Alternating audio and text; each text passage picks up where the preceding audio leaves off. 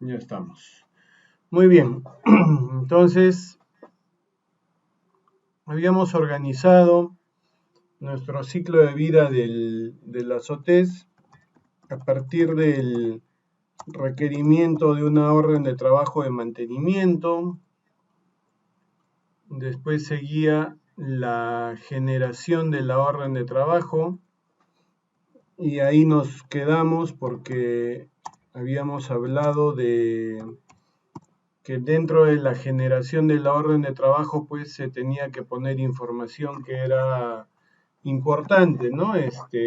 Cuál es la tarea, ¿no? Asignarle una denominación al file que es la orden de trabajo.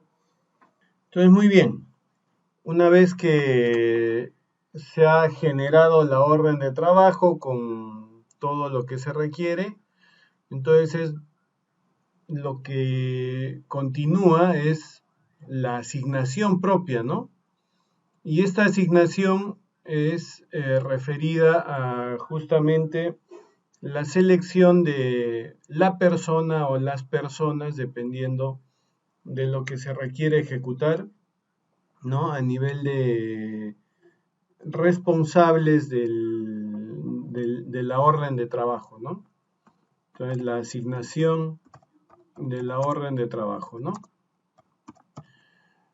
Entonces acá ya se tiene un responsable, a partir de este momento ya la orden de trabajo está en el área técnica y tiene que empezarse con el proceso, ¿no? Ahora, muchas veces, una vez que se ha asignado la orden de trabajo de mantenimiento, todavía hay ciertos pasos pues que tienen que desarrollarse, ¿no? Por ejemplo, antes de iniciar cualquier labor operativa, muchas empresas ya han optado ahora por regular con acciones de seguridad. Entonces, por ejemplo, se pide hacer la formalización de formatos, ¿no? Referidos a seguridad, por ejemplo, los denominados ATS, ¿no? Entonces, es parte del proceso, es parte de la vida de una orden de trabajo y es una actividad comprendida dentro de esta, ¿no? Bueno, una vez que ya se tiene este análisis del trabajo seguro, validado, aceptado con toda la relación de actividades que se van a realizar, por las personas que van a ejecutar, con qué van a ejecutar, en qué espacio, ¿no? Ahí ya básicamente es iniciar el trabajo operativo, ¿no? Entonces entramos ya a la ejecución de la tarea, ¿no? La tarea propia del mantenimiento. Y esta ejecución, van a ver, la vamos a desglosar también en sus actividades, ¿no? Porque acá hay que tener en cuenta que esta ejecución de la tarea tiene una serie de elementos dependiendo de la tarea que se vaya a ejecutar, ¿ya? Entonces, ahí pues se tiene que evaluar alguna tarea en específico, no sé, nos pondremos ahí de repente a revisar alguna de las tareas que propusieron ustedes y ver qué cosas podrían comprender, ¿no? ¿Qué actividades podrían comprender esa tarea? Entonces, una vez que se ejecuta la tarea, se tiene que hacer una corroboración, ¿no? Del cumplimiento de esa tarea. Entonces, de todas maneras, hay una actividad que se realiza que es el control de calidad, ¿sí? Control de calidad del mantenimiento. Se verifica, se hace, digamos, el levantamiento de formatos que puedan corroborar que todo está conforme, ¿no? Dependiendo de la tarea que se haya realizado. Después de esto se pasa ya pues a un proceso en el cual ya el equipo ha recibido el proceso de mantenimiento y ya está como para retornar a operación, ¿no? Y también tenemos pues procesos formales acá de entrega del equipo, ¿no? Por ejemplo, ¿ya? Entonces, la entrega del equipo, ¿no? Ya con su respectivo check del mantenimiento, ¿no?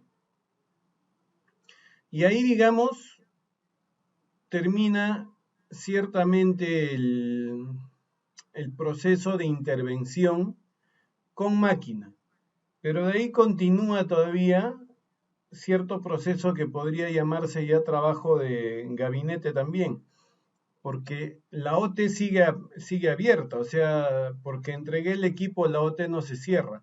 La OT se tiene que pasar a limpio, ¿correcto?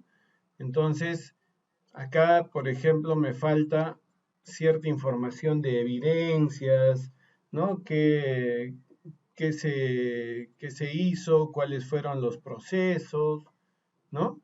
Entonces ahí viene ya el mayor detalle con un informe de servicios, ¿no? ¿Ya? Y entonces este informe de servicios, digamos que cierra la parte técnica, o sea, desde que se realizó la asignación, donde ya tiene un responsable técnico la orden de trabajo, hasta este momento en el que se entregue el informe de servicios, digamos que la orden de trabajo está en manos de la parte técnica operativa, ¿sí? De ahí pasa ya a un proceso en el cual el área administrativa del mantenimiento tiene que hacer un proceso de liquidación. Lo propio a lo que se refiere ya el mismo costeo de la orden de trabajo, ¿no? Entonces acá pues se registra toda la información económica para poder valorizar, caray, no dice liquidación, ¿no? Vamos a borrar. Entonces ahí se ve toda la parte económica de la orden de trabajo, ¿no? La liquidación de la orden de trabajo. Ya, ahora sí. Y finalmente, este es un proceso ya en el que se supone que toda la información ha ingresado a la, ¿no? a la orden de trabajo. Entonces, finalmente, esta orden de trabajo debería culminar su ciclo de vida con el cierre de la orden de trabajo. Entonces, esto que hemos desglosado acá es el ciclo de vida de una orden de trabajo de mantenimiento, ¿correcto? Todo esto es el ciclo de vida, ¿ya? Vamos a ponerlo acá, ciclo de vida de la orden de trabajo de mantenimiento, ¿sí? Entonces, pueden haber más actividades, menos actividades, qué sé yo, depende mucho también de las variaciones que podamos tener. Pero miren que hay una secuencia lógica, ¿no? Y acuérdense siempre que estos documentos como tal son auditables. Y justamente lo que se audita para diversos fines es todo esto. Todo esto que tenemos dentro es lo que se va revisando, se va observando si tiene, no tiene, ¿no? Y que, por ejemplo, dentro de un informe de servicios, qué acciones se están planteando realizar o si se tiene ya estructurada en el área, qué se hace con aquellos repuestos que han podido ser cambiados, ¿no?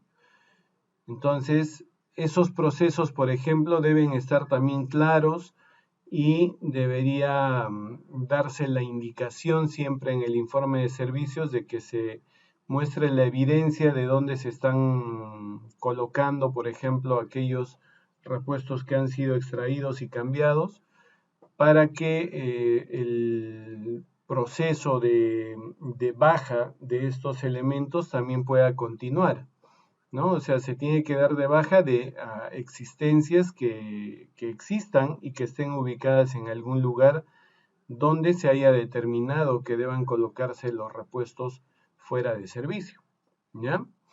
Entonces, para esto, por ejemplo, hay procesos en los cuales cuando uno trabaja directamente en el dealer, por ejemplo, del fabricante, hay procesos de baja de repuestos que deben ejecutarse después de 6 meses de haberse realizado este, el mantenimiento, ¿no? Entonces, hay ciertos protocolos que deben cumplirse. Entonces, obviamente hay otras empresas que seguramente acelerarán más tiempo para no tener existencias inservibles que ocupan espacio. Perfecto. Todo esto debe estar bien estructurado y es parte incluso del plan estratégico de la gestión del mantenimiento, ¿ya? Entonces, muy bien. ¿Alguna pregunta respecto al ciclo de vida de la orden de trabajo? Ya, por ejemplo, ¿no? Acá me pusieron una tarea de mantenimiento que era la rotación de neumáticos, ¿no? Entonces, claro, entraba la generación de la orden de trabajo, llenado de documentos, formatos de seguridad, perfecto.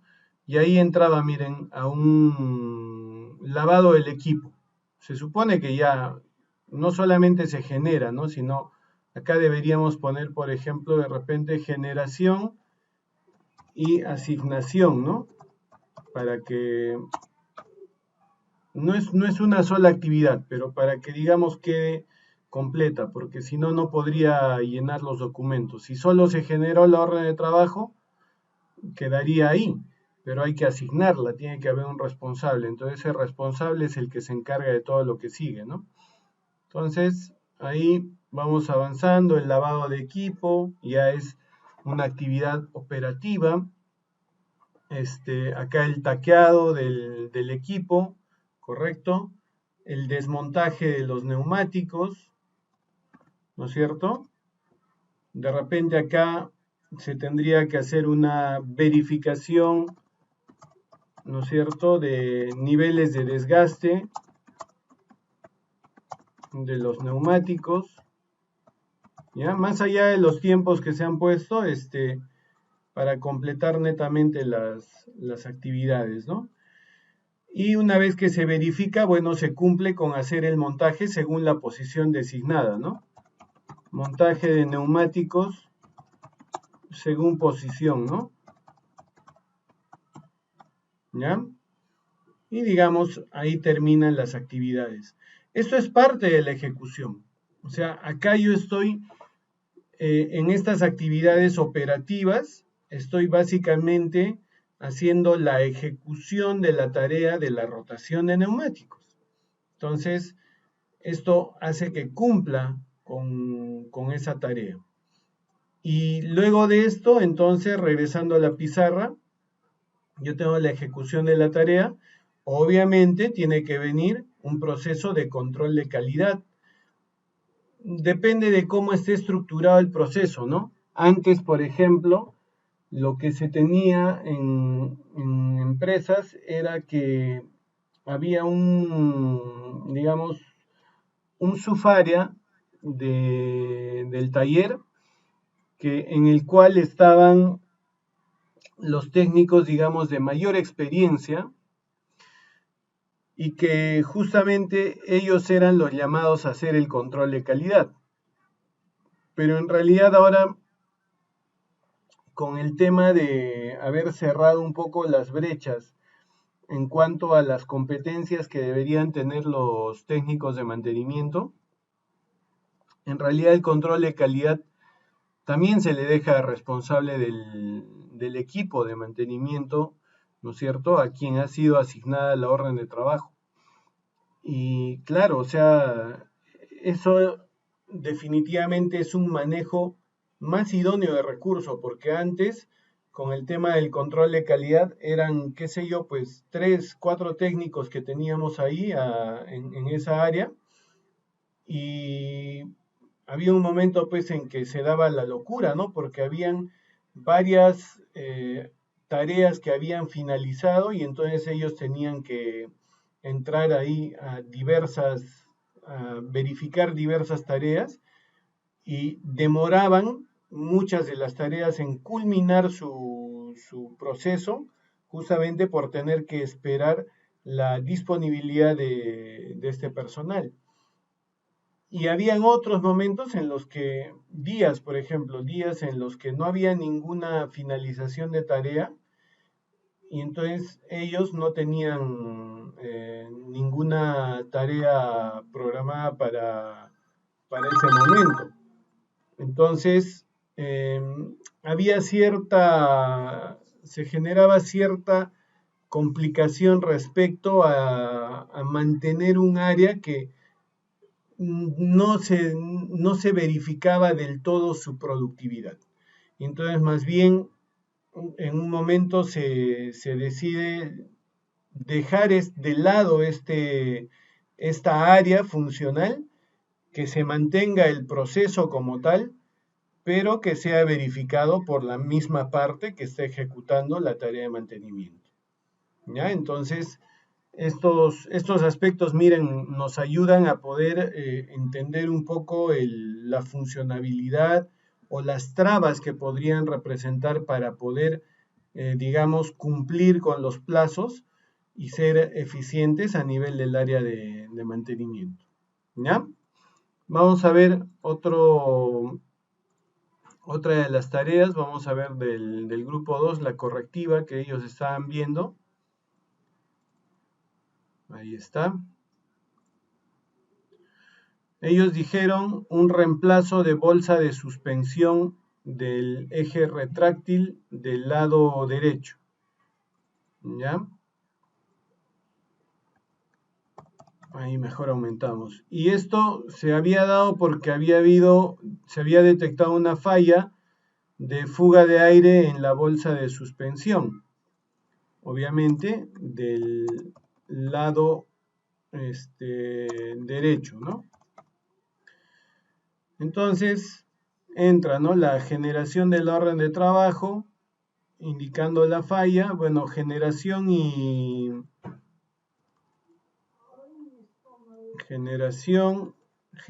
y asignar le pondremos orden de trabajo. De ahí pusieron el tema de hacer el requerimiento de una bolsa de suspensión de 3 cuerpos. Acá, bueno, habían varias observaciones, porque de repente ya sería parte es una actividad administrativa, pero que de repente corresponde a una etapa después de varias actividades operativas, porque de repente primero se tiene que evaluar diagnosticar, ¿no?, la falla en sí. Entonces, pero bueno, ya se entendía que acá ya se había identificado cuál era la falla. Entonces se pasaba al desmontaje de la bolsa de suspensión, ¿sí? De ahí, ¿qué más me pusieron? Inspección de posibles daños. Claro, acá yo les decía, ¿y qué tipo de inspección? Entonces, acá yo me imagino que es inspección sensorial, ¿no? O sea, si había algún daño adicional, aparte de tener algún problema con la misma bolsa de aire de la suspensión. De ahí se supone que detectando esto se procede a hacer Acá de repente podríamos pensar antes de esto, de repente una limpieza, ¿no? Limpieza general de la zona de trabajo.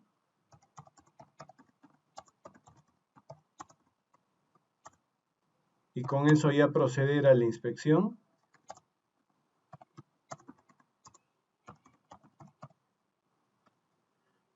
Y una vez desarrollada la inspección, bueno, habría que poner el montaje, ¿no?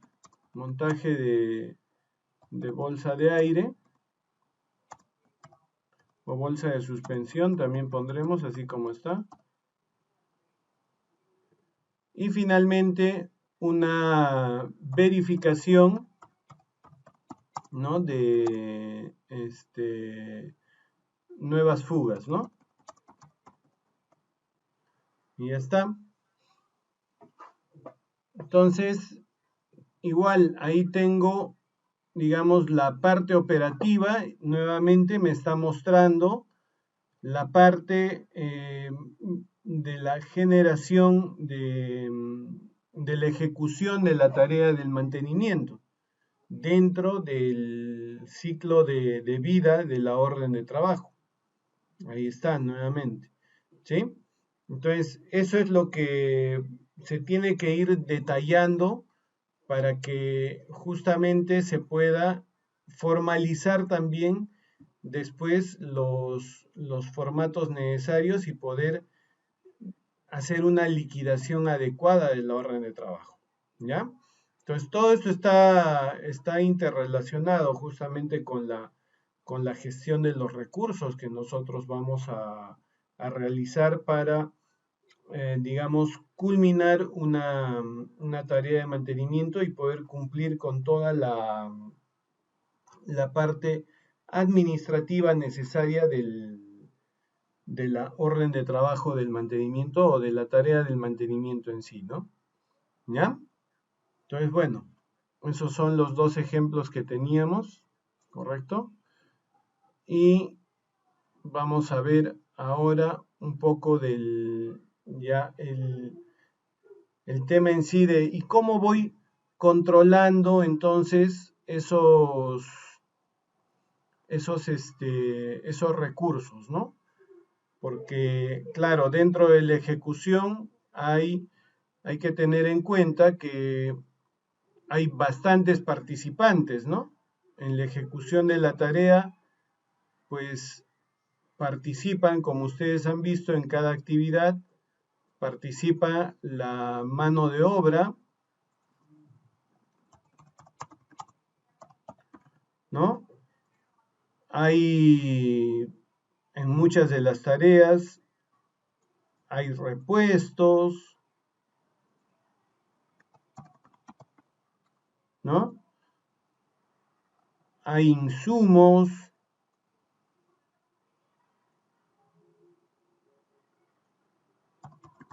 ¿sí? Y hay materiales, ¿correcto?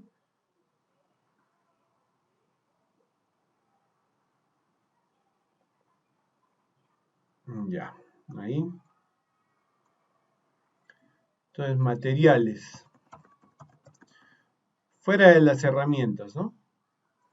Digamos que estos 4 elementos son los que pasan realmente a un proceso de liquidación.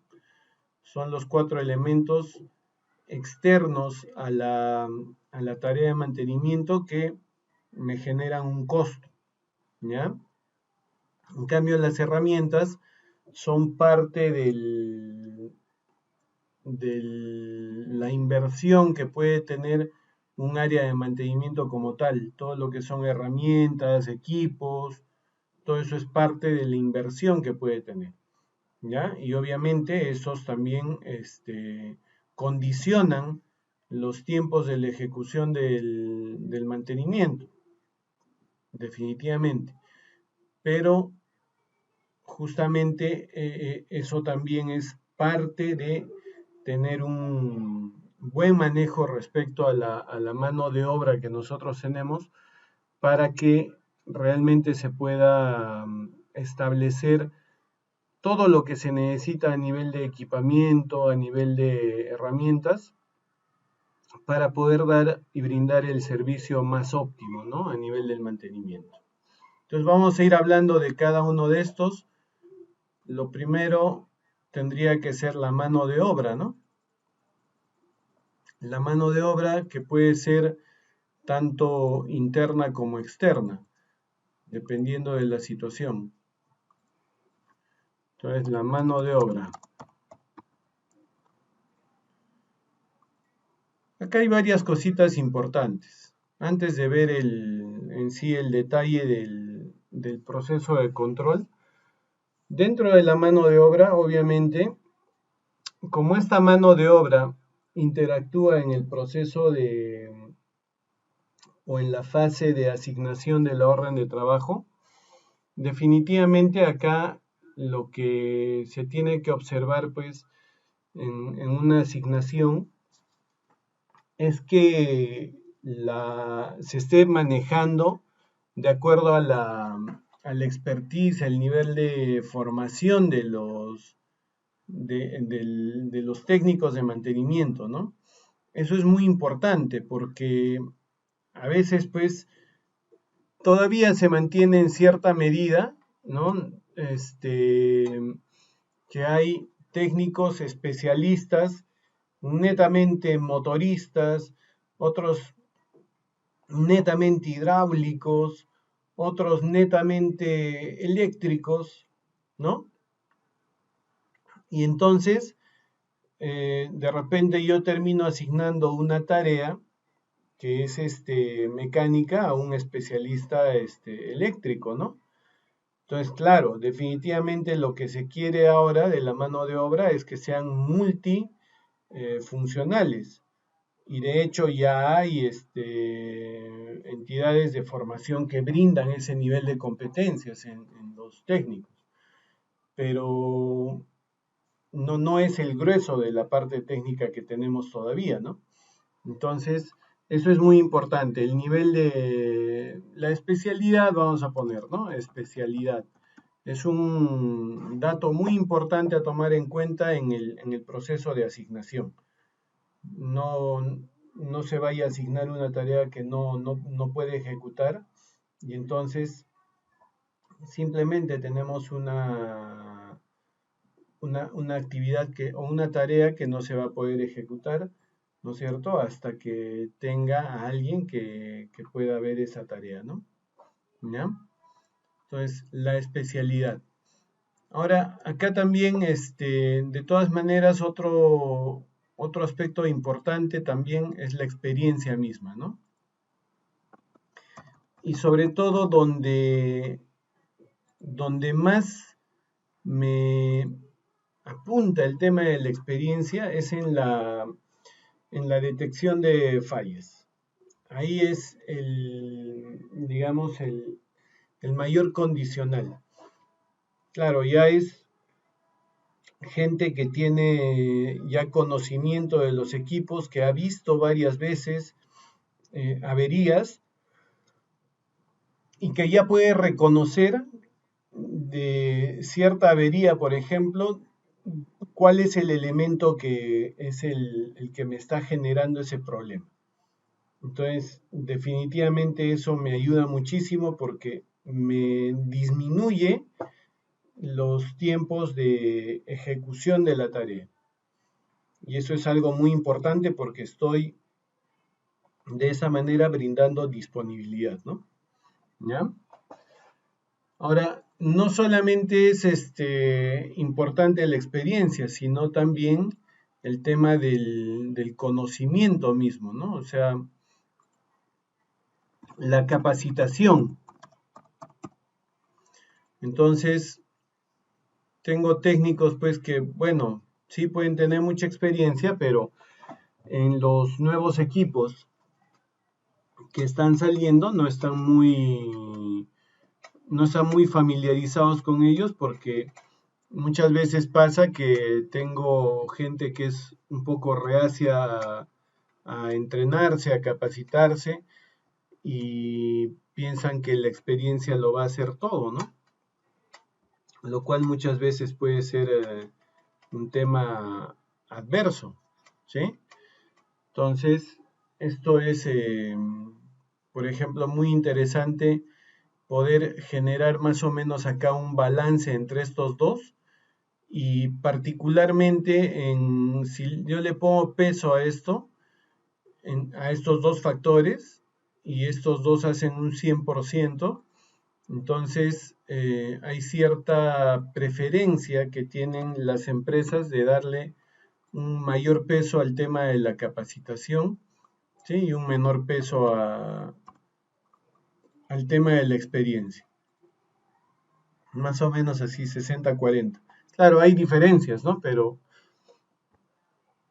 digamos que este es un promedio. Y ahí está pues lo importante, o sea, una persona puede ir ganando experiencia, obviamente, eso va a pasar mientras más se vaya enfrentando al trabajo, pero el tema de capacitación es vital porque esta capacitación también me da una serie de herramientas que pueden hacer que mi experiencia se pueda ver mucho más enriquecida y así pueda prevalecer, digamos, este, encima de solamente contar con la experiencia necesaria, ¿no? A ver, ¿qué me dice Antonio? Espérame un ratito, seguí grabando. ¿Ya? Entonces, estos aspectos son muy importantes. Eh, Acá, por ejemplo, muchas veces nosotros armamos equipos de trabajo. Hay tareas hay tareas que son muy sencillas que las puede realizar un técnico, una persona. Pero creo que en su mayoría, por lo menos, tenemos equipos de dos personas. Entonces, ¿qué es lo que conviene en estos casos? Y cómo así tomar la decisión respecto al liderazgo de la tarea. Porque claro, cuando asignamos tareas a grupos, la naturaleza nuestra, la naturaleza humana, tiende a delegar las responsabilidades, ¿no? Y yo puedo tener pues dos técnicos de repente, ¿no? En diferentes niveles de desarrollo dentro de nuestra organización y en general vamos a optar por poner al técnico de mayor nivel, ¿no? Como el líder de la tarea de mantenimiento. Y entonces lo que generalmente pasa es que el técnico líder toma al otro como su ayudante, pese a que es su colega de trabajo, que bueno, por N temas de repente está en un nivel inferior de desarrollo dentro de la empresa, pero tiene de repente el mismo nivel de formación y todo, ¿no? Menos años de experiencia de repente, qué sé yo. Entonces, muchas veces esto, cuando se ve las ventajas, por supuesto que es positivo para el técnico de menor nivel, porque le permite tener un aprendizaje en la cancha, ¿no? En el campo. Pero a veces pasa a ser ya también un tema de desaprendizaje para el técnico de mayor nivel, porque cuando ellos tienden a lo que les decía, ¿no? Pasar la responsabilidad de la ejecución por el tema de que, bueno, me entiendo que en la estructura de la organización yo estoy un peldaño más arriba, entonces tú vas a ejecutar la tarea y yo voy a mirar lo que tú vas a hacer, ¿no? Y se da muchas veces, ¿ya? Entonces, ¿qué pasa? El técnico que ha dejado esta responsabilidad y está en el proceso de verificación, muchas veces asume el papel que debe asumir un supervisor, ¿no? Entonces, él está, digamos, dejando de realizar, de cumplir funciones que le corresponden, ¿no? ¿Y qué va a pasar? El mayor problema que yo he tenido con esto ha sido la demora, porque cuando se entrega una orden de trabajo para que se pueda ejecutar entre dos personas, es justamente para que se sea más eficaz y más eficiente, obviamente, en la ejecución. La eficacia en el sentido de que se cumpla en menor tiempo la tarea, pero la eficiencia en el sentido de que se haga con un menor costo posible. Entonces, claro, cuando yo tengo estos procesos en los que uno se pasa de supervisor y el otro de ejecutor, entonces es como si en realidad lo ejecutara uno solo, ¿no? Y el tiempo que había estimado de duración no se cumple. Eso es lo que me ha pasado a mí. Eh, en general voy a decir, ¿no? No el 100% de veces, pero sí en general. Entonces, acá el tema también era un poquito balancear las responsabilidades. Entonces, en algún momento, por ejemplo, me di cuenta de que, ¿y qué pasa si a la siguiente voy a volver a unir a estos dos técnicos en una tarea de mantenimiento, pero que sea de repente de menor necesidad de experiencia? O sea, una tarea de mantenimiento más fácil, por así decirlo, ¿ya? Pero voy a volver a unir a ellos. En un momento que se dé la coyuntura, obviamente, no voy a forzar el tema, ¿ya? Los voy a volver a unir. Y voy a invertir los papeles.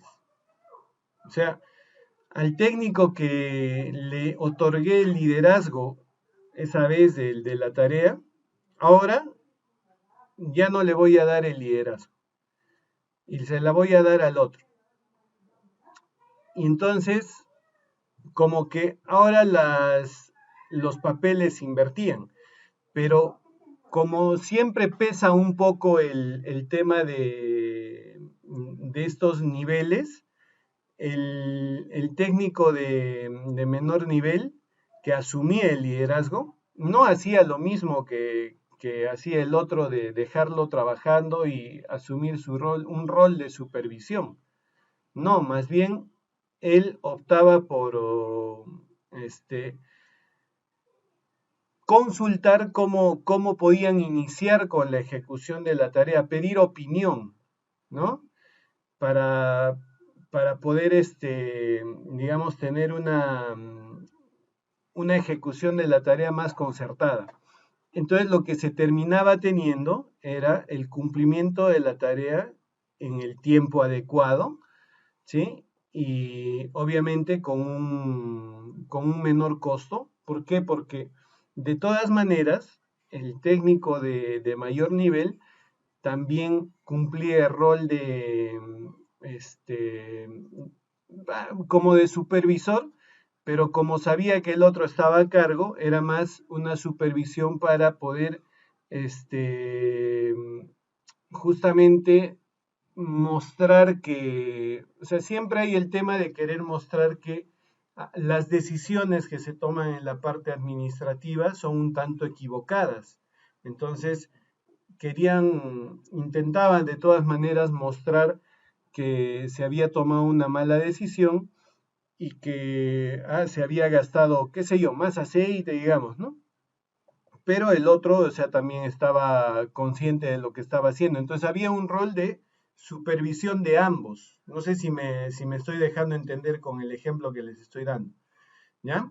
Entonces, eso un poco es el tema de manejar el juego de roles. Y por eso les pongo estos tres elementos esenciales.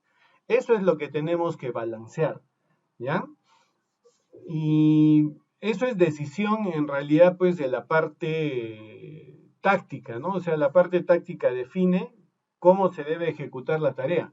Y de hecho, o sea, corremos riesgos porque nosotros somos decisiones. El tomar una decisión siempre nos pone en tela de juicio, sea la decisión que fuere, siempre vamos a estar en tela de juicio.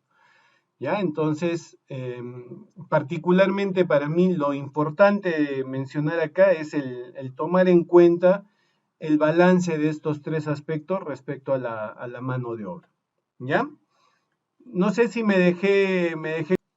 Entonces, independientemente de la modalidad de cómo se registre la información, pero se trabaja con lo que son planillas de trabajo. ¿Ya? Entonces, esas planillas de trabajo, que si bien es cierto en el PPT les alcanzo una plantilla ahí muy general. Ahorita estoy abriendo el PPT, entonces vamos a ver ahí en pantalla. Déjenme ubicar nada más. Me había olvidado de abrir el PPT. Ya, comparto.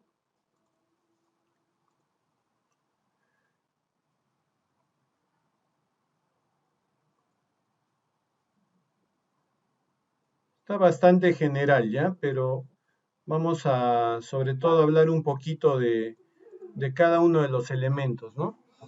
Un formato de planilla de trabajo es justamente parte de los documentos que debe contener una orden de trabajo de mantenimiento, ¿ya? Y claro, o sea, más o menos tiene pues esta estructura, ¿no? Una fecha, hora de inicio, si ha habido pausa, hora de reinicio, hora de fin. Y se va totalizando las horas que se ha trabajado en el día, ¿no? No sé pues cuántos días puede durar la ejecución de una orden de trabajo, puede ser, qué sé yo, 3 días.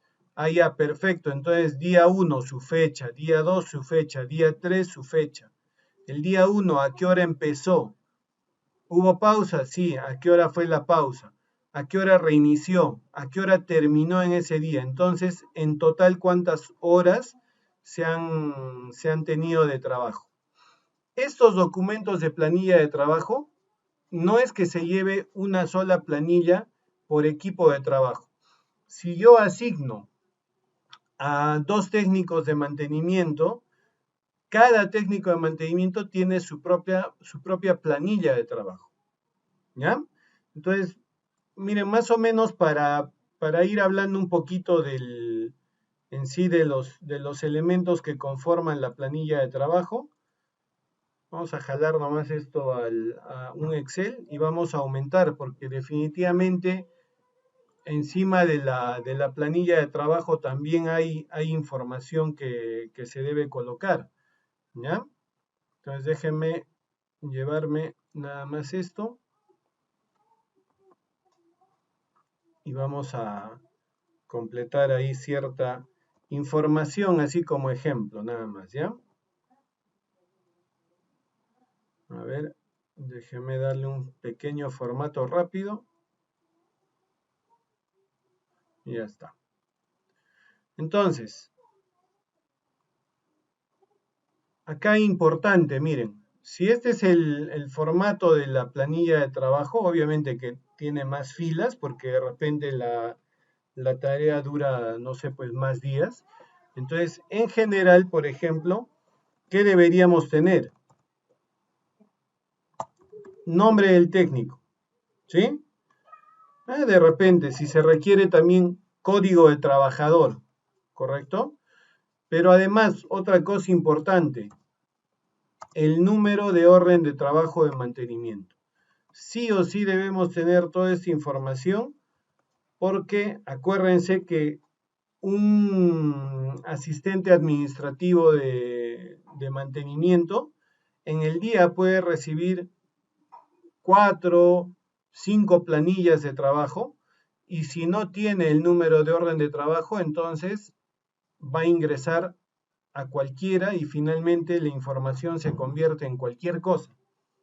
Puedo tener los datos, pero estos datos mal ingresados me van a sacar información mala, ¿correcto? Inservible.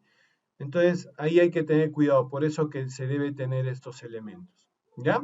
Ahora, control manual. Ya, perfecto. Esto puede ser control manual.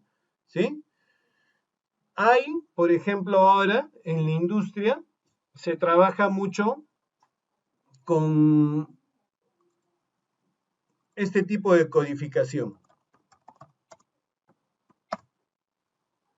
los códigos QR, ¿ya? ¿Y qué cosa se hace con los códigos QR?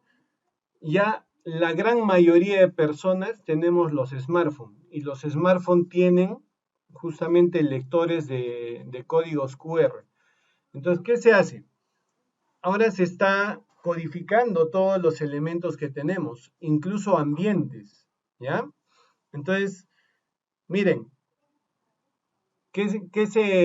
¿por qué se está optando, por ejemplo, para poder trabajar un poco estos nuestros formatos ya más de manera digital y más, de cierta forma, un poco más automatizados, por así decirlo? Que ni bien se asigna la orden de trabajo a un técnico, por ejemplo, estas órdenes de trabajo ya se le genera su numeración y por ende se le genera también un código, ¿sí? Del tipo QR. Entonces, una vez que ha sido asignado, por ejemplo, el técnico hace la lectura de ese código, ¿correcto?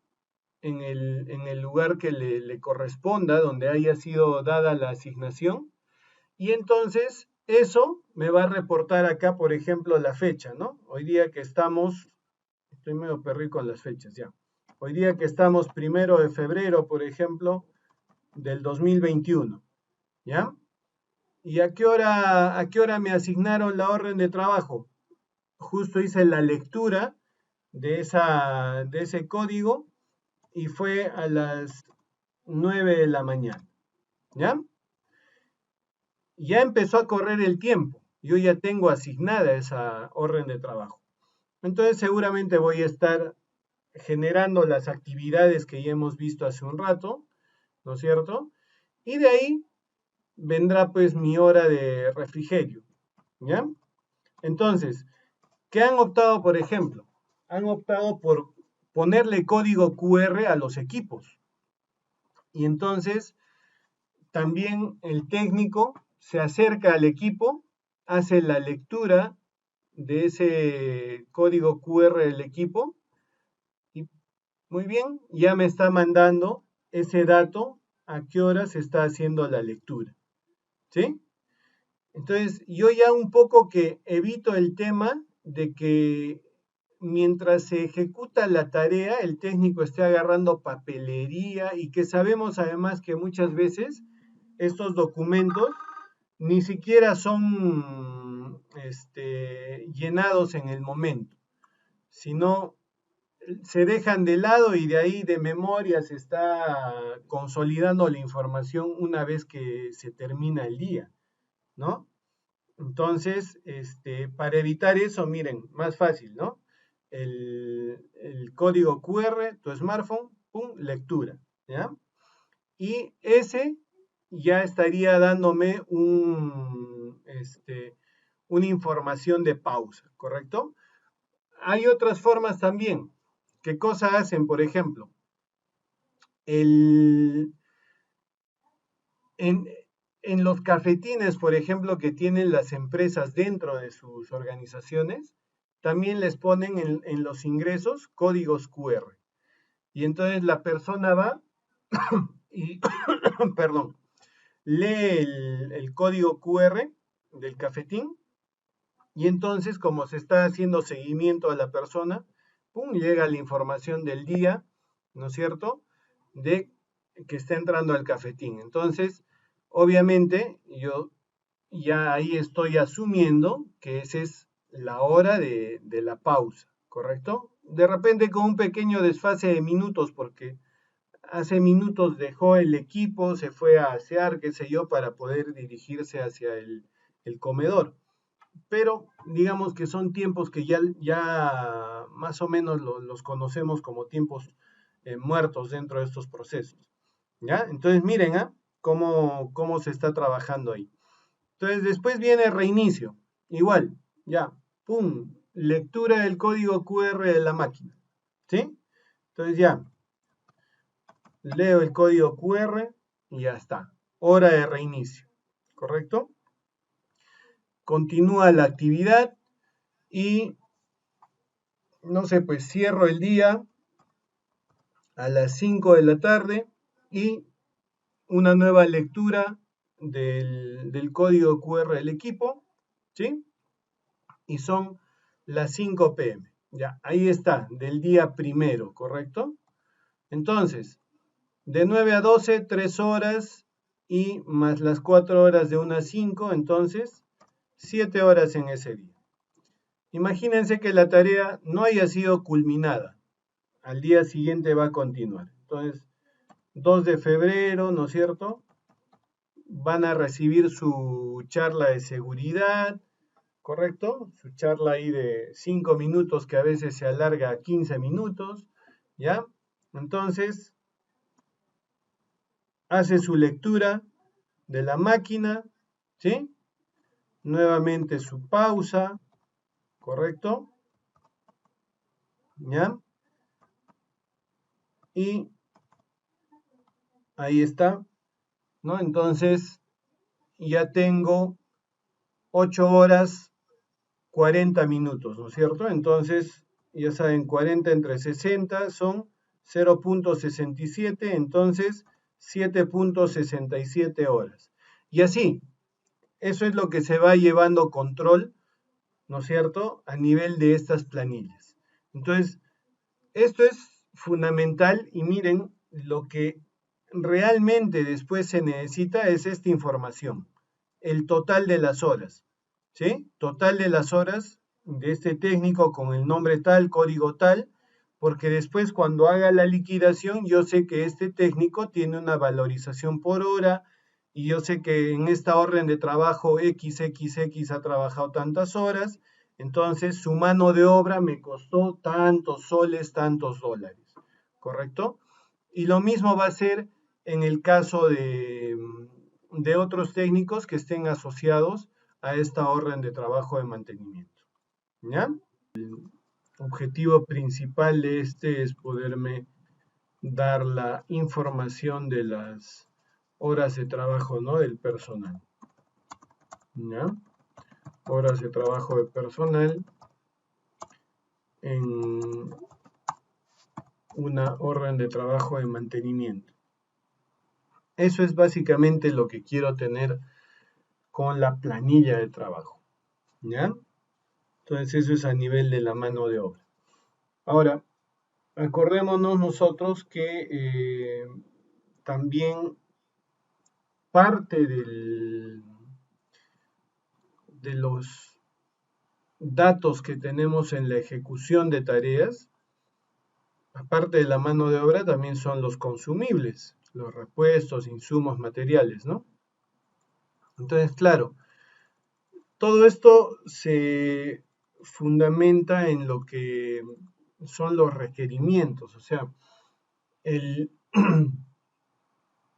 el requerimiento de repuestos, bueno, es una herramienta que necesariamente mantenimiento siempre lo utiliza para poder justamente documentar ante el área administrativa de logística la necesidad de estos elementos, ¿no? Y siempre en lo que son consumibles se tiene que visualizar pues entradas y salidas, ¿no? Eso es lo importante.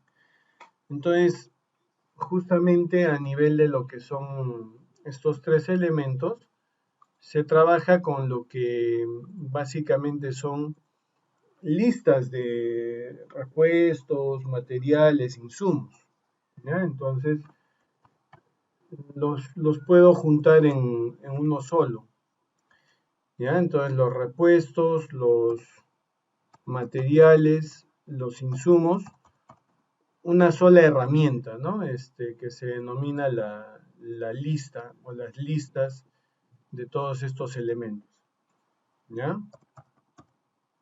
Entonces, lista de repuestos, lista de materiales, lista de insumos.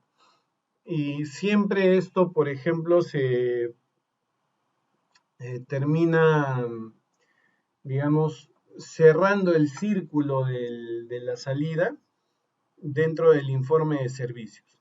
En el informe de servicios se debería concluir también con lo que se utilizó, ¿no? Qué repuestos se utilizaron. Y eso debe estar necesariamente alineado a los requerimientos que se utilizaron para que haya concordancia, ¿no? El requerimiento de todas maneras va a ser parte y va a formar parte de la orden de trabajo de mantenimiento, porque como les decía es un proceso de ordenamiento entre áreas, ¿no?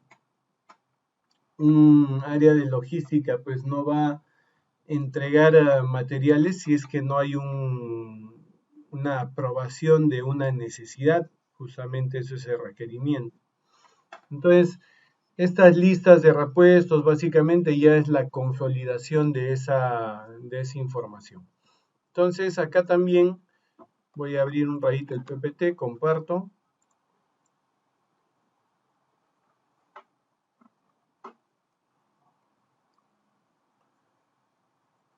Una estructura muy simple, ¿sí?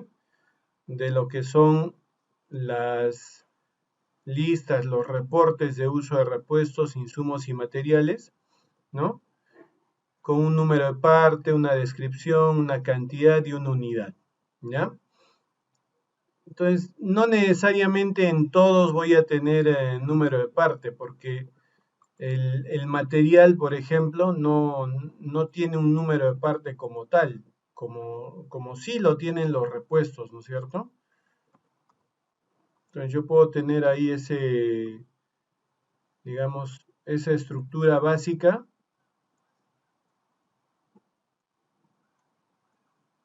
Ahí está.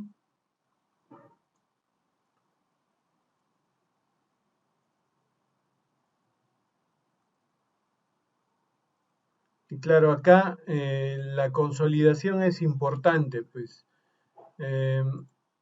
No sé, a ver, algún código que me acuerdo, un número de parte, LF5076, por ejemplo.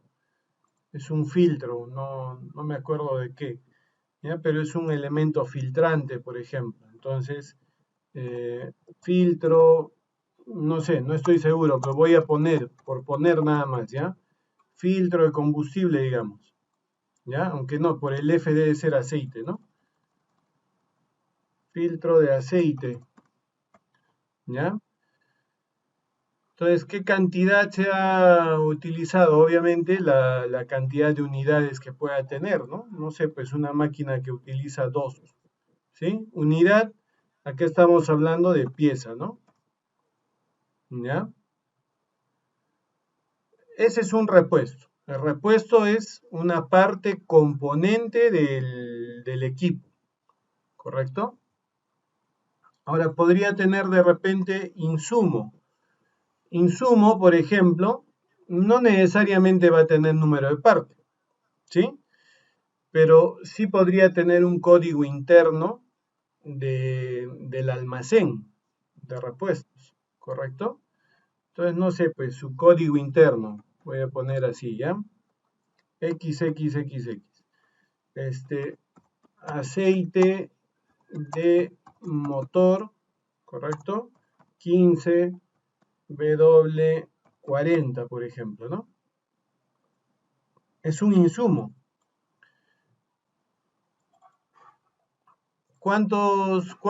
¿Qué cantidad? Acá hay diversidad, depende de cómo utilice, ¿sí? la cantidad. Entonces yo podría poner, por ejemplo, 1 balde, ¿correcto? Y ¿será adecuado llevar así el control? Porque claro, yo puedo decir, sí, pues yo sé que el balde tiene 5 galones, pero entonces, ¿por qué mejor no 5 galones? ¿No? Entonces, también ahí hay que manejar de la mejor manera, la manera que sea digamos, la más general para llevar el control del aceite, porque el aceite seguramente también se abastecen en cilindros, se abastecen en baldes, qué sé yo, ¿no es cierto? Entonces hay que homogenizar. Entonces yo creo que para homogenizar lo mejor es el galón, ¿no? ¿Ya? Ahí es un insumo. Ahora, en un material, por ejemplo, material también ya no necesariamente va a tener un número de parte. Entonces, pero sí tiene una codificación. Ya, ya. Trapo industrial. Y cantidad 2 kilogramos, ¿no? Entonces, ahí tienen, por ejemplo, ¿no? Un repuesto, un insumo, un material, y se van identificando así, ¿no es cierto? Toda la lista de estos elementos. Particularmente, yo soy más de la idea que esto se deba desglosar en tres listas independientes. Una lista de lo que son repuestos, otra lista de lo que son insumos y otra lista de lo que son materiales. ¿Ya? Particularmente yo tengo esa idea. Y también muchas veces cuando nosotros optamos por hacer trabajos fuera de taller, trabajo en campo, imagínense que la empresa provea camionetas, ¿no es cierto? Entonces, estos elementos también son considerados material, ¿sí? Imagínense que obviamente las empresas no necesariamente son propietarios de esas camionetas, sino alquilan las camionetas. Entonces, justamente para saber cuánto del alquiler de estas unidades debe entrar a cada orden de trabajo, justamente es necesario también saber a qué trabajo se asignó cada unidad. Entonces, por ejemplo, sin número de parte, camioneta, ¿sí? No sé, pues si le pongo la placa, ¿no? AXY 650, no sé, ¿ya? ¿Correcto? Ya no necesito especificar acá cantidad de unidad porque estoy hablando de un alquiler. Pero de repente esta camioneta entonces va a necesitar combustible. Entonces, bueno, ahí sí, ¿no? También sin, sin número de parte, perdón, para que no se pierda el color. Mejor sin número de parte y dice el 2, ¿no? ¿Ya? Y no sé, pues ya, 5 galones, ¿correcto? Entonces, ahí miren, fíjense que estoy poniendo la información completa para poder tener en cuenta qué cosa se ha utilizado dentro de la ejecución de la tarea de mantenimiento, especificando incluso equipamiento como es la camioneta, equipos que he podido utilizar para poder movilizarme, ¿no? Y poder desarrollar esta tarea en sí, ¿ya? Y siempre acá este tipo de formato, porque podría ser un formato aparte, de todas maneras, número de orden de trabajo. O sea, eso es insustituible. Acá tiene que estar.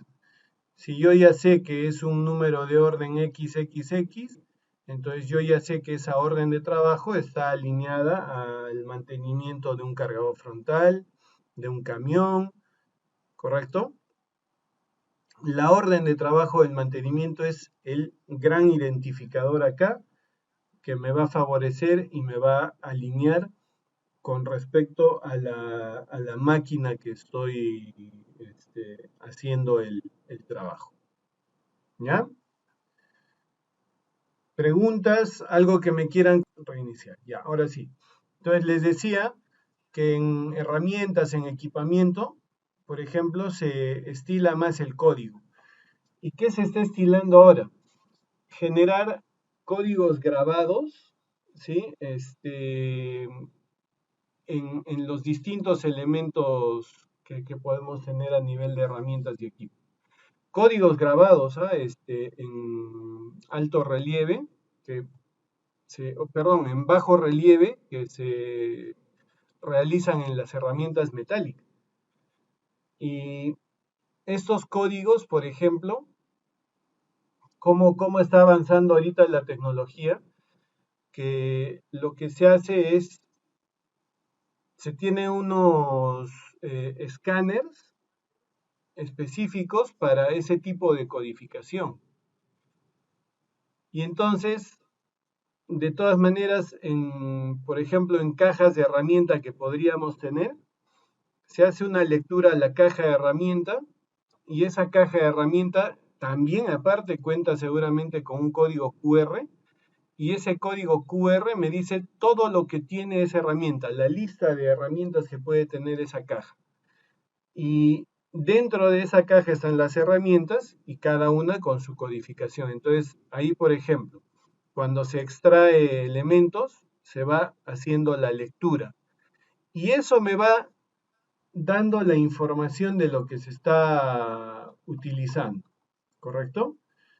Entonces, obviamente hay una descripción, cantidad, unidad, y acá hay algo interesante. Y esto nos favorece la observación, ¿ya? ¿Qué pasa? Que muchas veces cuando utilizamos herramientas, hay herramientas que ya se están quedando obsoletas o que ya están viejas, qué sé yo, ¿no? Entonces, esas observaciones, ¿sí?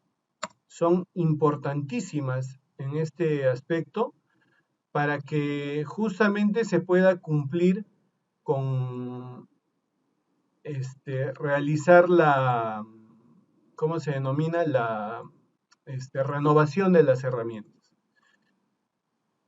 Ahí en la observación es muy importante y ahí el rol de los técnicos pues juega un papel sumamente importante en suministrar esa información por medio de estos listados de uso para que se sepa, por ejemplo, si ya hay alguna herramienta que esté en condición de poder hacerse el cambio y así estar previendo para poder generar presupuesto, porque esto es tema de inversión.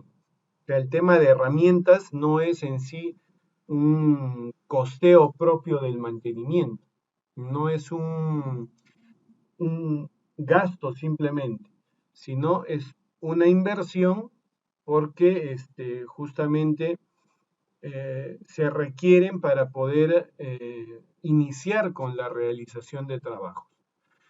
Y otra cosa importante también, cuando ustedes tengan, por ejemplo, no sé, pues voy a poner sin código, pero una piedra de esmeril, por ejemplo, que tengo que colocar.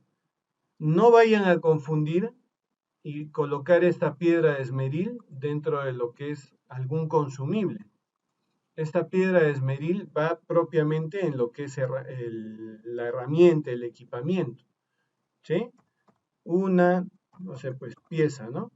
Entonces, acá básicamente en observación se coloca para a qué esmeril o con qué esmeril se está trabajando, ¿no? Entonces, no sé pues cómo hayan codificado, ¿no? Esmeril, qué sé yo, 12, ¿no? ¿Ya?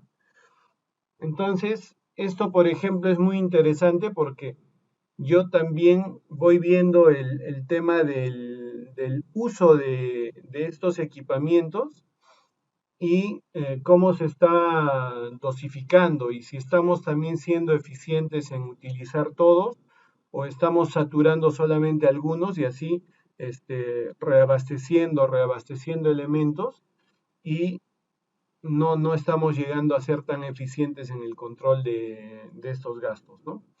Entonces, básicamente, digamos, ese es el uso que se le da a este otro formato informativo también para poder saber qué cosa utilizo para realizar una tarea, una determinada tarea de mantenimiento, pero además informativo para poder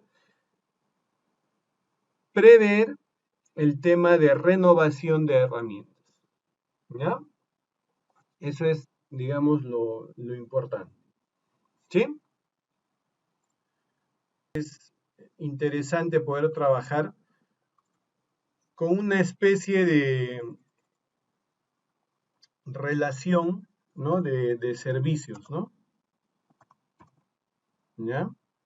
El número de OT definitivamente siempre eso va a estar, ¿ya? Entonces, por ejemplo, acá se ve el ítem, porque podrían haber varios servicios. Después el servicio propio, el proveedor y comprobante, ¿no? Porque ya se supone que el proveedor me va a cobrar por el servicio y me da algún comprobante, ¿no? Recibo por honorarios, boleta, factura, qué sé yo, ¿no? Entonces acá netamente el ítem es el ordenamiento de los servicios que se va realizando, ¿no? Y claro, el servicio, no sé, pues rectificado de discos de freno, no sé, ¿ya? Proveedor, ¿ya? Y comprobante, no sé, pues ¿ya? ¿No? Entonces, así se va generando también una lista de servicios externos, ¿ya? Esto básicamente sería, ¿estoy grabando? Sí. Esto básicamente le llamaría así lista de servicios externos. Ahora, por ejemplo, análisis de aceite, ¿no? Imagínense, igual, proveedor, y, ¿no? Y comprobante, ya, no sé, pues, ¿sí? Porque, claro, yo llevo el aceite a un laboratorio y el laboratorio me cobra por analizar la muestra y darme el reporte de resultados, ¿no? Entonces, ese tipo de servicios pasan así, ¿no? Y claro, o sea, lo interesante también es poder tener una especie de control de estos y eso debe formar parte del file que es la orden de trabajo, ¿no? ¿Ya? Entonces, bueno, con eso creo que ya ahora sí está completo, ¿no? Todo lo que se requiere, digamos, dentro de la ejecución de la tarea del mantenimiento. ¿Ya? Esto, ¿ya?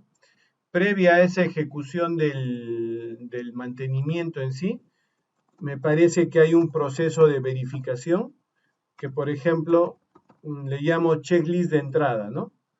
Un checklist de entrada, acá viene obviamente la ejecución de la tarea, ejecución de tarea, ¿no? Y se supone que esta ejecución de la tarea debería cerrar de todas maneras con un checklist de salida.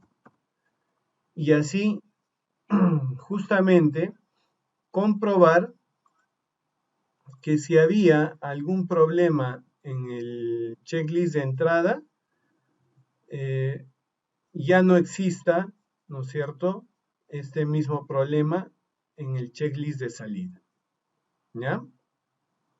Y obviamente este checklist de salida es parte, y lo voy a poner así, vamos a poner acá, es parte de la fase esta del control de calidad. ¿Ya? Es un documento que puede iniciar con la etapa del control de calidad. ¿Sí? Y claro, en la entrega del equipo, si ustedes se dan cuenta también, en la fase de la entrega del equipo, que sería, digamos, la siguiente, ¿cierto? Ya. Entonces le estaba diciendo que esta fase que continuaría, que sería la entrega de la máquina, también pasa por un checklist, pero no tan profundo como los checklists de mantenimiento, sino simplemente un checklist más de informativo, ¿no? Del equipo. Y ahí está. Entonces, digamos que este es para el proceso netamente de entrega, ¿no? O sea, ya la máquina se va, entrega a operación, ¿no? Entonces, ahí hay que tener cuidado con los checklists que se utilizan, ¿no? O sea, yo no voy a utilizar un checklist de mantenimiento que tiene 3, 4 páginas, ¿no? Con un checklist de entrega de máquina que puede tener una página y es más esquemática, ¿no? Para poder mostrar cómo se está devolviendo la unidad. Entonces, ahí hay que tener mucho cuidado en trabajar estos formatos de mejor manera para evitar también dilataciones de tiempo en procesos que de repente no sean tan representativos. ¿Ya? Bueno, básicamente eso. Yo creo que con esto ya